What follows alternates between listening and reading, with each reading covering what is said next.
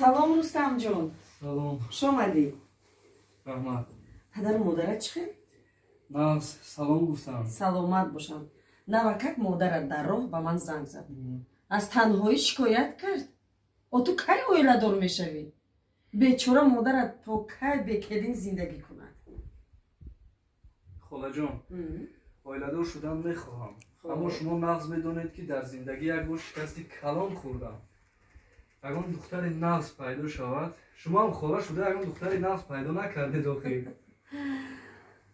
البته مییابم. چرا نه؟ ها گفتگی برین رستم جان. فردا زادروز اکد. پدر و مادرت رو حتما گرفته بیار. میلش؟ خب من کمی کار دارم.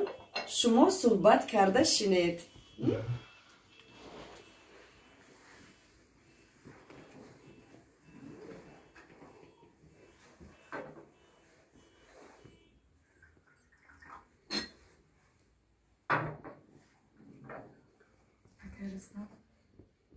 اکا جان چیزی گفتی؟ نه گیرت چای چای رحمت. حبیب جانی پسرتان خوب است؟ نغز کلامکک شده گشت است آخه؟